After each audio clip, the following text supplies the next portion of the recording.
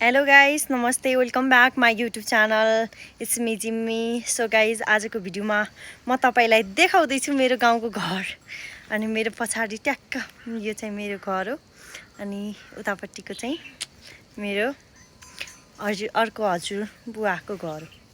यो चाहिँ हाम्रो आँगन भयो। यहाँ बाख्राहरू बाँधिरहेछन्।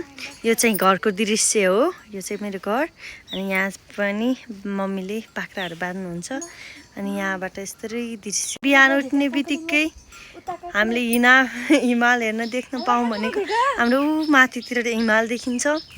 ओहो काँक्रो लागिरहेछ, यत्रो काँक्रो लागिरहेको छ। यता यस्तो ताजा काँक्रो पाउँछ क्या हाम्रो यसमा लागेको बारी। ओखर ओखर होस् नसम।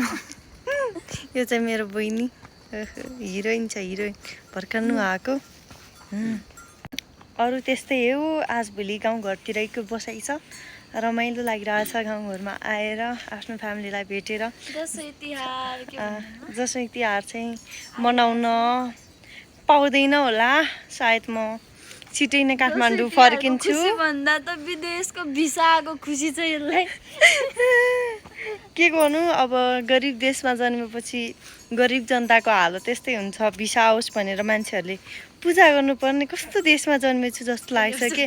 रोजगारी नै छैन, 10,000को जागिरको लागि भौतारिनुपर्छ। आफ्नो सुन्दर भविष्यलाई लिएर चाहिँ सबै मान्छेहरू गइरहेको हुन्छन्। मैले पनि अब आफ्नो देश छोड्ने निधो गरेँ। मलाई छोड्न मन त थिएन। मलाई मेरो माटोसँग प्रेम थियो, तर के गर्नु अब बाध्यताले छोड्न लागेको छु। फेरि फर्केर मैले मेरो देशमा नयाँ केही राम्रो गर्ने सोच बनाएको छु। सो त्यही हो अहिलेको लागि। अब बाँकी के भन्नु र, अब गइरहेछौँ। यो चाहिँ मेरो बहिनी। अब चाहिँ यस्तै भिडियो लिएर फेरि पनि आउँदै गर्छु।